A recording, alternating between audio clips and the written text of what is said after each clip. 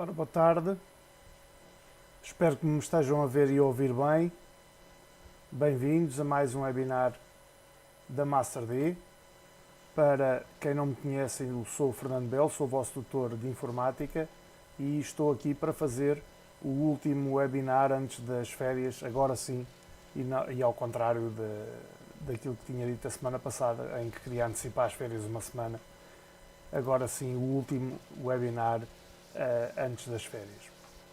Hoje vamos falar sobre VPS, que é a sigla para Servidor Virtual Privado, ou em inglês Virtual Private Server.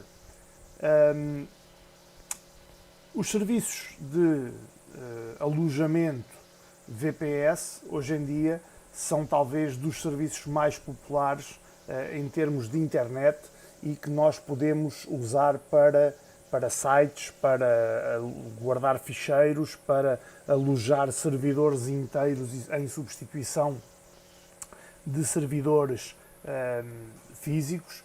E o que é que os VPS fazem? Os VPS o que fazem é usam tecnologia de virtualização para oferecer recursos que são eles dedicados, que são privados, num servidor que acaba por ter muitos utilizadores. Ou seja, nós o que estamos a fazer ao fim e ao cabo, se fizermos uma transposição para a nossa vida real, seria, temos um prédio com vários andares e cada um dos andares oferece um pedaço das capacidades do VPS para alojamento de ficheiros, de sites, etc. E esse andar, digamos assim, é o que nós pagamos, ou seja, nós alugamos uma parte do servidor virtual em virtualização para hospedar, para alojar os nossos ficheiros, os nossos sites, os nossos conteúdos que desejarmos. Ganhando o quê? Ganhando um espaço dedicado em termos de serviços, mas ao mesmo tempo estamos a partilhar um serviço de alojamento que permite a quem o fornece, devido a essa partilha e a haverem várias pessoas a pagar pelo serviço, permite que o preço seja mais baixo, ou seja, acaba por ser um pouco economia de escala, não é? Porque vão alugando a várias pessoas, vão rentabilizando e permite isso baixar o preço. Então o alojamento VPS é normalmente a escolha de quem tem sites que vão a níveis de tráfego médios, mais ou menos, e excedem os limites de plano de alojamento partilhado, portanto, mas não exige ainda recursos de um servidor dedicado. Ou seja, o VPS não é a solução para substituir, quer dizer, pode ser, mas não é a solução ideal ou a solução escolha de caras, como podemos dizer, para substituir um servidor dedicado, mas o princípio de funcionamento é o mesmo e acaba por oferecer várias capacidades e várias características que são importantes para o alojamento dos recursos. O Windows 365, não, o Office 365, deve ser isso que quer dizer, Ruben. O Office 365 também trabalha num regime de virtualização e também está online, alojado em servidores online na cloud, e partilha precisamente com cada um deles. Então, o que é que podemos dizer que é o VPS?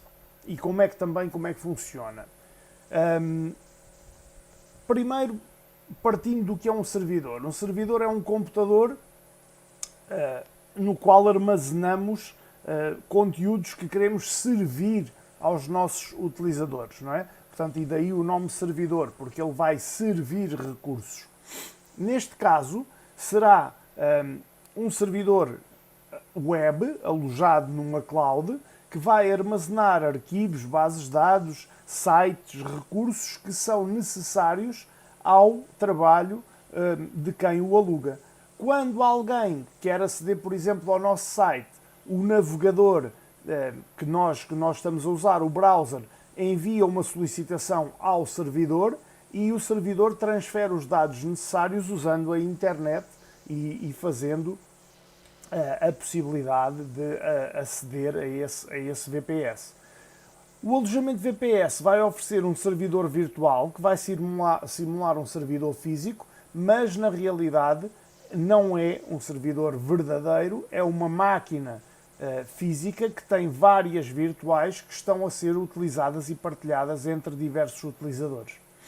Esta tecnologia de virtualização é utilizada pelo provider, o provedor do alojamento, que vai instalar uma camada virtual em cima do sistema operativo do servidor e essa camada virtual vai, por exemplo, o VMware, vai dividir o servidor em partições, cada uma distinta da outra, e vai permitir que cada um dos seus utilizadores instale o seu próprio sistema operativo, o seu próprio software e trabalhe de acordo com as necessidades. Boa tarde. Portanto, o VPS, o servidor privado virtual, ou servidor virtual privado, é virtual e é privado. Porquê? Porque nós temos o controle completo desse servidor. Ele está separado dos servidores dos outros utilizadores em termos de níveis de sistema operativo. A tecnologia VPS é semelhante, se quisermos comparar com outra tecnologia, é semelhante àquilo que nos permite criar uma partição no nosso próprio computador. Quando queremos ter mais do que um sistema operativo, ou queremos ter um sistema operativo e ficheiros e por aí fora.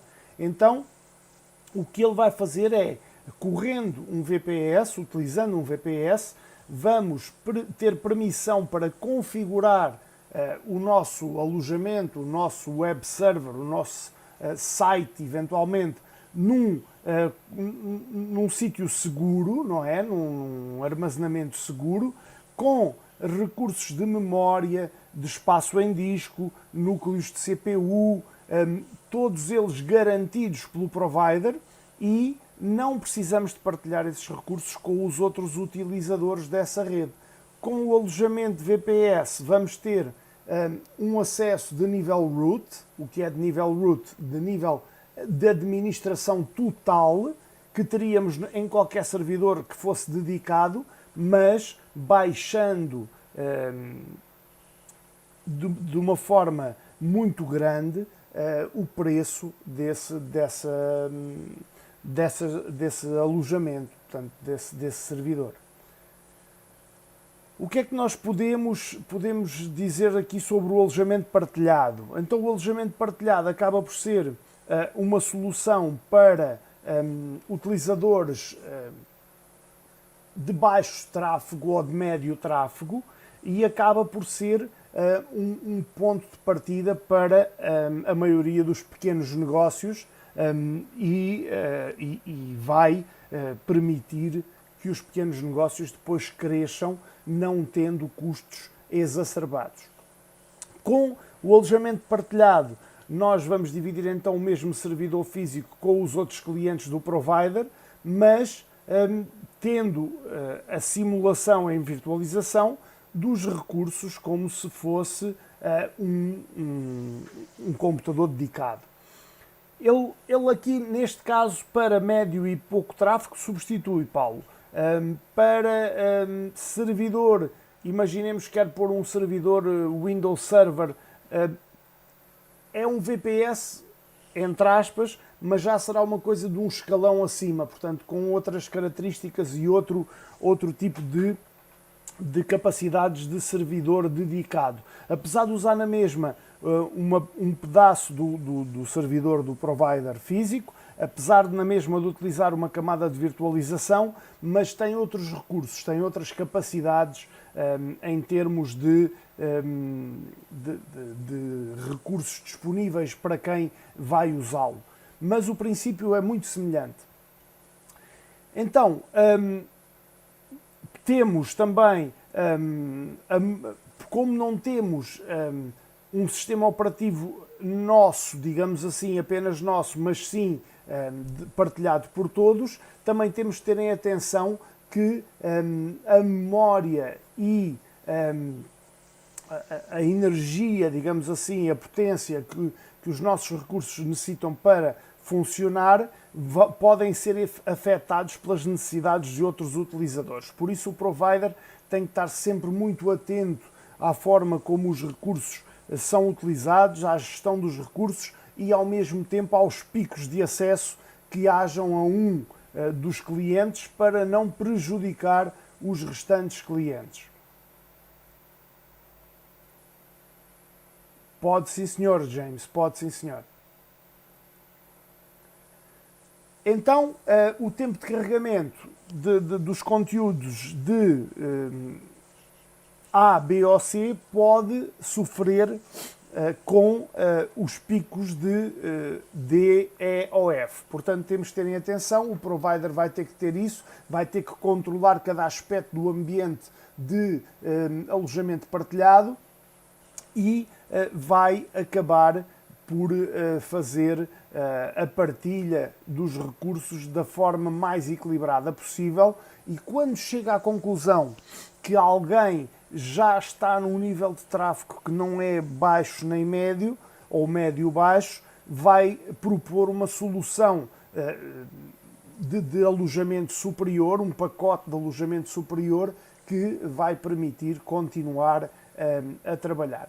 Dentro deste conceito também se cruza aqui muito perto o alojamento cloud, digamos assim, e o alojamento cloud já não vai utilizar apenas o servidor, mas um aglomerado, um conglomerado de servidores, um cluster de servidores, que vai correr na nuvem. Cada servidor vai guardar uma cópia atualizada dos nossos conteúdos e quando um dos servidores está muito ocupado, o cluster automaticamente redireciona o tráfego para os que estiverem menos ocupados. Tem cobertura DDoS. Como é que funciona? Filipe, só conhecendo o seu provider é que eu posso responder-lhe a essa pergunta, como é que funciona a defesa contra DDoS. Mas possivelmente haverá uma monitorização muito efetiva desse tipo de ataques e depois haverão ferramentas que o provider terá disponíveis para mitigar e minimizar os ataques de DDoS. Eventualmente poderá ser o redirecionamento precisamente do tráfego de pedaços do cluster de servidores de um lado para o outro e consegue mitigar e evitar esses ataques. Mas a resposta total a essa pergunta que me coloca, só conhecendo o plano que tem em detalhe. Então, como eu estava a dizer, com a cloud nós não usamos apenas um servidor, mas um cluster de servidores que vai estar alojado na cloud e cada servidor vai ter uma cópia atualizada do nosso conteúdo. Quando um dos servidores vai ficar mais ocupado, o cluster vai automaticamente redirecionar o tráfego para um que esteja menos ocupado e isso vai manter o nosso conteúdo sempre a trabalhar bem e sem quebras. Isto vai fazer com o quê? Vai fazer com que a cloud, o alojamento cloud, não tenha tempos de paragem nem inatividades. Ou seja, há sempre um servidor disponível dentro do cluster para atender a todos os pedidos dos visitantes dos nossos conteúdos. O alojamento cloud e o alojamento VPS não se excluem uma à outra. O que é que acontece? O que acontece muitas vezes, não sei se será o caso do Filipe, mas muitas vezes os providers fazem o chamado cruzamento, que é oferecer alojamento VPS em cima de uma infraestrutura de cloud.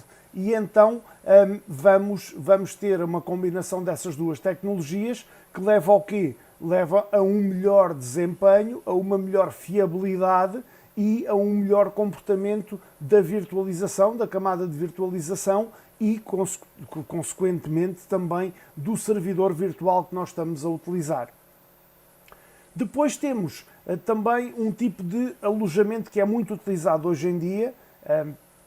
Eu próprio utilizo em alguns sites que fiz e tenho online, que é o alojamento WordPress, que é um tipo de serviço que os providers oferecem exclusivamente a quem utiliza WordPress, que é uma tecnologia de construção de sites e blogs e que tem recursos próprios que usam apenas os serviços que são necessários para o WordPress.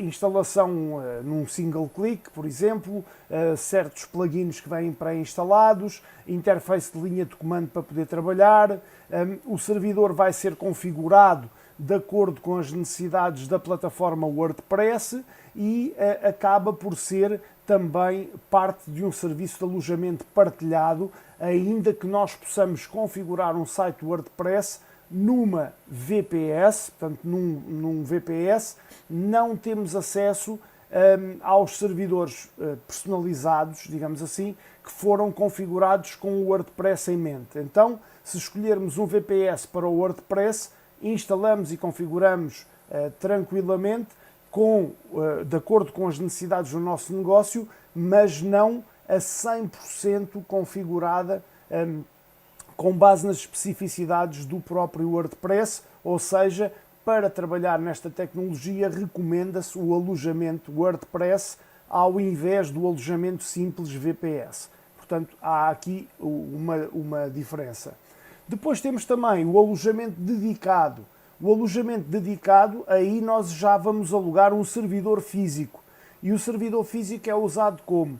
É usado quando nós queremos efetivamente colocar, por exemplo, um Windows Server ou um Linux Server a trabalhar e a servir a nossa rede, mas estando guardado por um provider e protegido por um provider. Então, alugamos um servidor físico para o nosso negócio, vamos ter uma capacidade de tráfego gigantesca, é a melhor solução para quem tem muito tráfego, é mais rápido, mais flexível, completamente personalizável, completamente customizável, podemos configurar tudo aquilo que quisermos, como se tratasse de um computador que tivéssemos mesmo na nossa empresa. É claro que este é mais caro do que os outros e é recomendado então, devido também ao preço, para quem tem um tráfego muito elevado. Para quem tiver, por exemplo, só um pequeno alojamento, um site ou um blog, uma VPS ou um alojamento WordPress são mais que suficientes para podermos estar a trabalhar. Na VPS nós também podemos escolher a configuração do sistema operativo e as aplicações que queremos no nosso servidor. No alojamento dedicado podemos ir muito mais além, podemos não apenas configurar o software, mas também o hardware, ou seja, a VPS não permite configurar o hardware, não permite escolhas de hardware, só permite escolhas de software.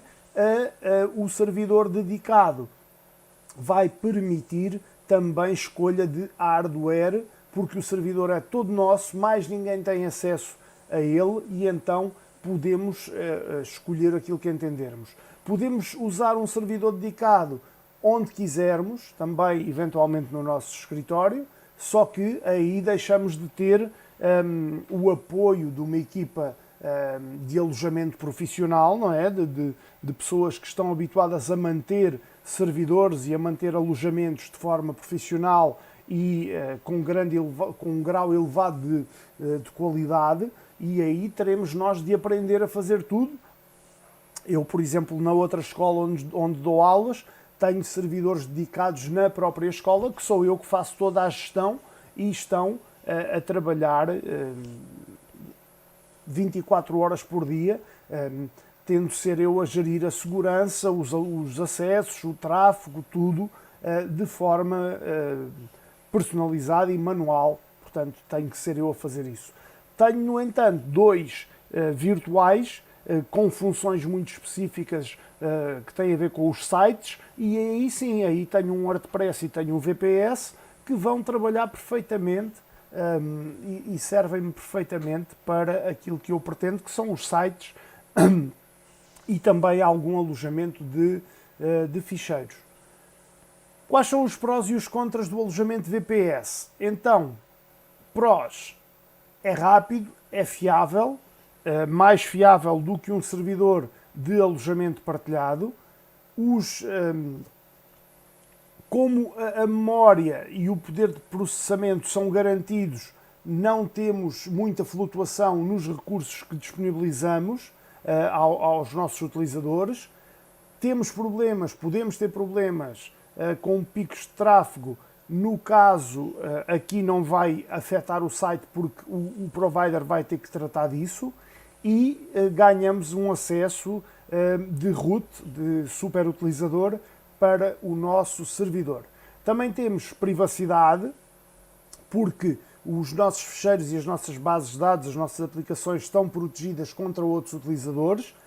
Temos escalabilidade, ou seja, podemos fazer crescer o plano facilmente, fazer upgrade ao plano facilmente, e depois podemos também destacar aqui uma coisa, que é a VPS também é ideal para quem joga, por exemplo, para quem tem servidores de Minecraft e de outros tipos de jogos, também são muito bons porque não têm atrasos nem travamentos quando estão a ser utilizados com este tipo de jogo. Contras: mais caro do que o alojamento partilhado, requer mais conhecimento para gerir também o servidor, e os servidores, se forem mal configurados, podem gerar vulnerabilidades de segurança graves. Agora, sobre VPS, era isto que tinha para vos dizer. A única coisa que eu posso aqui só complementar, que me lembrei de repente, é o que é um VPS gerido. Portanto, um VPS gerido é uma opção que vai impossibilitar do nosso servidor virtual não ser bem configurado e bem gerido. Então, o provider vai nos fornecer essa VPS gerida, que vai fornecer não só o espaço, não só o servidor, mas também a gestão da segurança e de uma série de fatores que vai permitir manter os nossos conteúdos a trabalhar sem sobressaltos. O alojamento VPS, resumidamente então, dá-nos recursos garantidos, controle total, sem termos de ter o custo de comprar um servidor próprio, que é muito mais caro. É excelente para sites, para e-commerce, para eventualmente tráfego médio e tráfego baixo. Depois, a cloud ou a cloud cruzada com a VPS são excelentes para tráfego mais elevado. Então, sobre VPS era o que tinha aqui a dizer-vos. O Filipe está-me aqui a dizer que usa o serviço de alojamento precisamente para um servidor de jogo. A dúvida sobre o DDoS é consultar a ficha técnica do seu provider, Filipe. De certeza absoluta que eles referem qual é o tipo de proteção que utilizam contra esse tipo de ataques. Não sei se tem alguma questão que queiram colocar.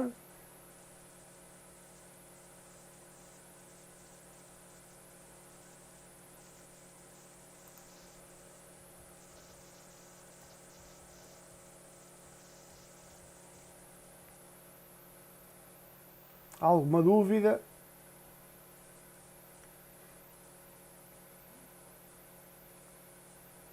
Se não houverem dúvidas, despeço-me até setembro. Muito obrigado, Pedro.